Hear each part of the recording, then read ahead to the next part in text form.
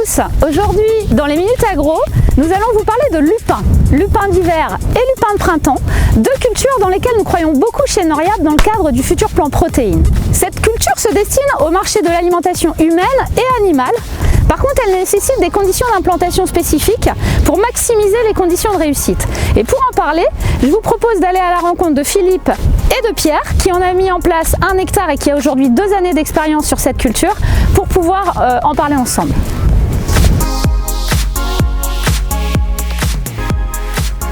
Donc Pierre, tu as mis en place cette culture pendant 2 ans, donc sur combien d'hectares et pourquoi? On s'est intéressé déjà à cette culture parce que c'est une nouvelle légumineuse. Ça peut allonger notre rotation. L'an dernier, on avait essayé sur 6 hectares en terre profonde et cette année sur 2 hectares. L'an dernier, c'était une très bonne année. Au niveau marge, on a fait une meilleure année que les escourgeons. Cette année, par rapport au printemps sec, la culture a eu du mal à démarrer. Et niveau adventice, ça peut réguler tout ce qui est raigrats et lupin. Alors Philippe, quelles sont les conditions de réussite de la culture et notamment le choix de la parcelle? Alors le choix de la parcelle est absolument déterminant pour la réussite de cette culture. Les points très importants qu'il faut retenir, c'est qu'il faut un sol où il y a moins de 2,5% de calcaire actif et une parcelle où le pH est inférieur à 7. La culture n'est absolument pas adaptée en terre de craie, elle ne pousse pas tout simplement. Et donc il faut choisir un limon profond, si possible qui draine bien et qui n'a pas de tendance trop hydromorphe. Au niveau de l'itinéraire technique, est-ce qu'il y a des points de vigilance? Pour le lupin de printemps, tout se joue à l'implantation.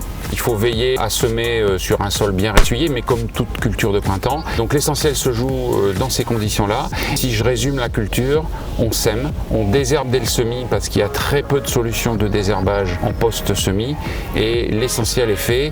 Ensuite, la nature va faire son œuvre. Il y aura une petite surveillance à la levée, éventuellement contre les trips, en végétation, contre les maladies, mais ce ne sont absolument pas des points majeurs de la culture.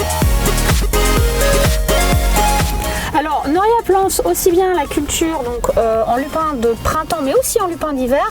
Est-ce que tu peux nous donner les différences sur ces 2 axes-là? Pour le lupin d'hiver, le choix de la parcelle est le même que pour le lupin de printemps.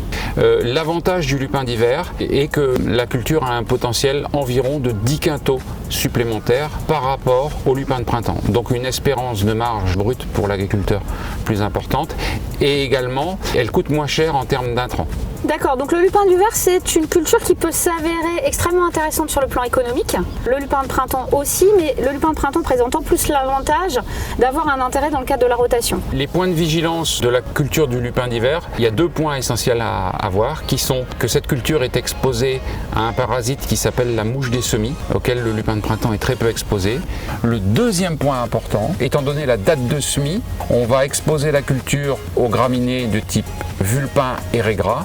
Heureusement, on dispose d'une solution pour lutter contre ces 2 graminées, y compris si elles sont résistantes. Merci Philippe, merci Pierre. Donc vous l'avez compris, le lupin c'est une nouvelle culture mise en place par Noriap. Donc si vous êtes intéressé, n'hésitez pas à vous rapprocher de votre technicien Noriap. À bientôt.